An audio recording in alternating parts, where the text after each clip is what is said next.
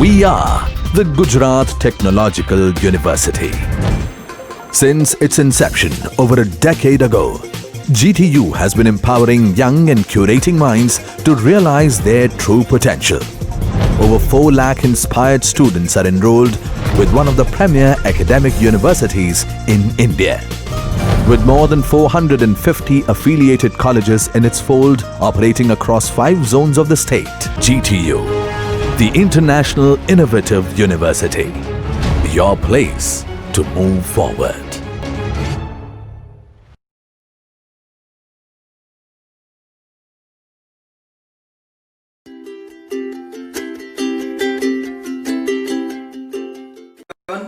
Today we are starting a new subject, Manufacturing Engineering 2, which is belong to Mechanical Engineering Department. As we know, we have already studied about Manufacturing Engineering 1 in a last semester. So it is a continued manufacturing process as a Manufacturing Engineering 2. So in last semester આપણે પાછળના સેમેસ્ટરમાં જોઈ ગયા manufacturing engineering 1 ની અંદર metal casting process, metal working process and metal joining process. In this semester we are starting with the metal removing process. એટલે કે last સેમેસ્ટરમાં આપણે જે પ્રોસેસ જોઈ ગયા તેમાં મેટલ ક્યાંય રિમૂવ થતું નહોતું, મીન્સ કે મેટલનો દુરુપયોગ થતો ન હતો. મેટલના આધાર આપણે કાસ્ટિંગથી અથવા બે મેટલને જોડીને વેલ્ડિંગ કરીને અથવા એકમાંથી બીજો શેપ આપણે આકાર એટલે કે વર્કિંગ હોટ વર્કિંગ અથવા કોલ્ડ વર્કિંગની મદદથી આપતા હતા. જ્યારે મશીનિંગ અથવા MEE2 છે એ આખું છે એ મેન્યુફેક્ચરિંગ એન્જિનિયરિંગ 2 છે એ મેટલ રિમૂવિંગ પ્રોસેસ ઉપર આધારિત છે. એટલે કે આની અંદર વર્કપીસ ઉપર જે આકાર કે શેપ આપવાનો છે એ શેપ આપવા માટે આપણે તેની ઉપરની બિનજરૂરી મટીરીયલ, અનવોન્ટેડ મટીરીયલ છે એ ચિપ સ્વરૂપે રિમૂવ કરવામાં આવે છે.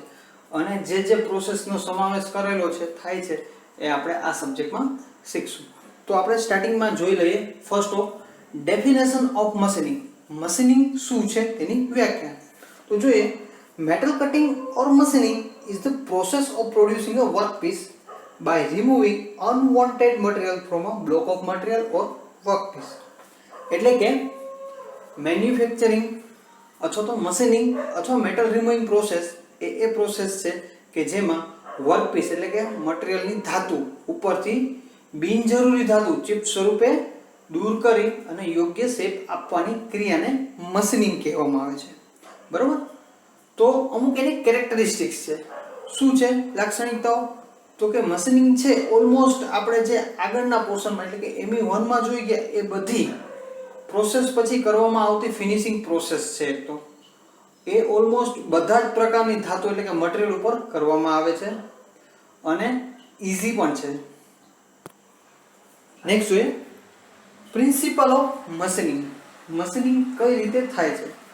તો એમાં સૌપ્રથમ આપણે જોઈએ કે વર્કપીસ અથવા રો મટીરીયલને એક પ્રાઇમરી મોશન આપવામાં આવે છે. પ્રાઇમરી મોશન એટલે કે રોટેશન અથવા સ્ટેન્ડિંગ અથવા તો રેસિપ્રોકેટિંગ આઈધર.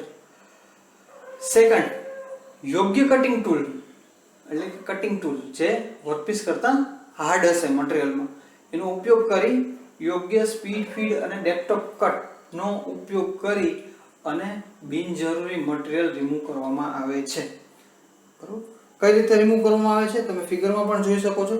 વર્કપીસ અથવા રો મટીરીયલને યોગ્ય વર્ક હોલ્ડિંગની ડિવાઇસથી પકડાવી તેને પ્રાઇમરી મોશન આપી યોગ્ય કટિંગ ટૂલ વડે પ્રોપર ડિરેક્શનની અંદર ફીડ આપવામાં આવશે ત્યારે બિનજરૂરી ધાતુ ચિપ સ્વરૂપે ત્યાંથી રિમૂવ થશે.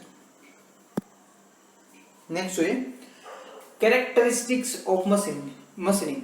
કે મશીનિંગની લાક્ષણિકતાઓ શું છે?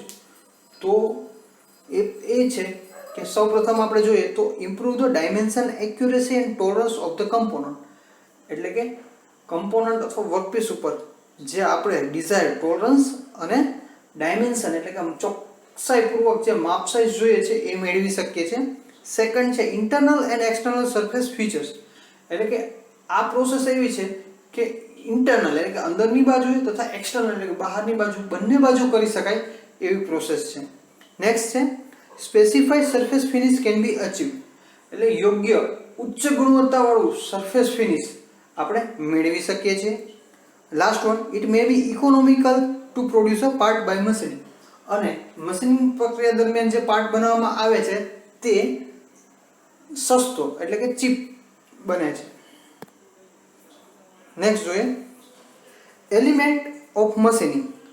હવે આપણે મશીનિંગની વ્યાખ્યા જોઈએ, એની કેરેક્ટરિસ્ટિક્સ જોઈએ તો જોઈએ મશીનિંગ કરવા માટે એના ઘટકો ક્યાં ક્યાં અવેલેબલ હોવા જોઈએ. તો સૌપ્રથમ આપણને ખબર છે, તો આપણે મશીનિંગ કેની ઉપર કરવાનું છે, તો કે વર્કપીસ ઉપર, એટલે કે વર્કપીસ અથવા રો ઓફ મટીરિયલ અથવા બ્લોક ઓફ મટીરિયલ. પહેલું. Second, machine tool. Machine tool એટલે કે એ પ્રકારનું ટૂલ કે જેની ઉપર આપણે પ્રોસેસ કરવાની છે, જેમ કે લેથ મશીન છે, ડ્રિલિંગ મશીન છે, મિલિંગ મશીન છે વગેરે. એને શું કહેશું આપણે, તો કે machine tool. Than after cutting tool, કે જેના દ્વારા આપણે મટીરિયલ રિમૂવ કરવાનું છે. તો કે કટિંગ ટૂલની અંદર આપણે લેથ મશીન ઉપર જોઈએ તો single point cutting tool use થાય છે, શેપર મશીન ઉપર સિંગલ પોઈન્ટ કટિંગ યુઝ થાય છે, ડ્રિલિંગ મશીન ઉપર મલ્ટી પોઈન્ટ એટલે કે ડ્રિલ બીટ યુઝ થાય છે, મિલિંગ મશીન ઉપર છે મિલિંગ કટર યુઝ થાય છે, મલ્ટી પોઈન્ટ કટિંગ ટૂલ. તો એ બધા કટિંગ ટૂલ હોવા જોઈએ. નેક્સ્ટ એના પછી જરૂરી તો કે રિલેટિવ મોશન, એટલે કે વર્કપીસ અને કટિંગ ટૂલની સાપેક્ષમાં અથવા બંનેમાં કોઈ એક પ્રોપર રિલેશન હોવો જોઈએ અથવા તો કોઈ પ્રોપર એક સાપેક્ષ ગતિ હોવી જોઈએ, ત્યારે મટીરિયલ શિયરિંગ એક્શન દ્વારા રિમૂવ થશે. તો અને લાસ્ટમાં છે કટિંગ ફ્લુઇડ, એટલે કે જ્યારે કટિંગ એક્શન થતું હશે ત્યારે હીટ જનરેટ, શિયરિંગ એક્શન થશે ત્યારે હીટ જનરેટ થશે. It may be harm for cutting tool and workpiece. વર્કપીસનો સપાટી બગાડે છે અને કટિંગ ટૂલની લાઈફ ઘટાડે છે.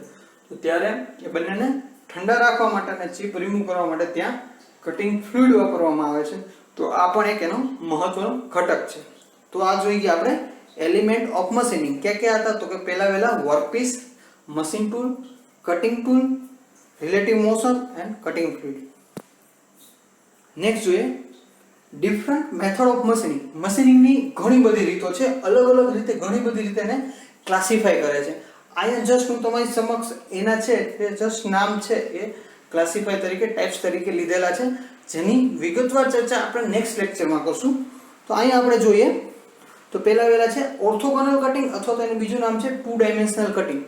જેની અંદર શું હોય, તો કે જેની અંદર જ્યારે મશીનિંગ કરવામાં આવે ત્યારે કટિંગ ટૂલ છે એ મશીનિંગ દરમિયાન અથવા મશીનિંગની જે મોશન છે, જે ટ્રાવેલિંગની દિશા છે એની સાથે 90 ડિગ્રીના ખૂણે હોય એને મશીનિંગ કરવામાં આવે એને કહેવામાં આવે છે ઓર્થોગોનલ મશીનિંગ અથવા 2 ડાયમેન્શનલ મશીનિંગ. નેક્સ્ટ છે ઓબ્લિક કટિંગ. ઓબ્લિક કટિંગ અથવા એનું બીજું નામ છે 3 ડાયમેન્શનલ કટિંગ, જેની અંદર વર્કપીસ અને કટિંગ ટૂલ એ બંને દિશા છે જે જે ટૂલ છે ટ્રાવેલ કરે છે એની દિશા અને કટિંગ ટૂલની ધાર એટલે કે કટિંગ એજ વચ્ચે 90 ડિગ્રી કરતાં ઓછો એંગલ હોય તો એને કહેવામાં આવે છે ઓબ્લિક કટિંગ એટલે કે ત્રાસુ કટિંગ અથવા તો 3 ડાયમેન્શનલ કટિંગ કહેવામાં આવે છે. નેક્સ્ટ છે ફોર્મિંગ મેથડ.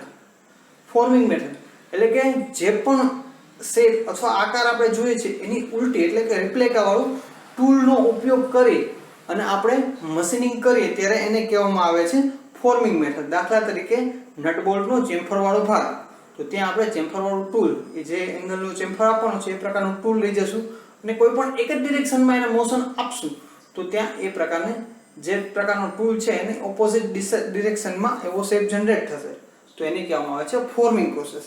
નેક્સ્ટ છે જનરેટિંગ મેથડ. જનરેટિંગ મેથડ એટલે કે એક એવી મેથડ છે જેમાં કટિંગ ટૂલનો આકાર કેવો છે એ કંઈ મહત્વ ધરાવતું નથી. કટિંગ ટૂલની દિશા, કટિંગ ટૂલ અથવા વર્કપીસ એ બેની દિશા અને કઈ રીતે આગળ વધે છે એના આધારે જે શેપ જનરેટ કરવામાં આવે છે તેને કહેવામાં આવે છે જનરેટિંગ મેથડ.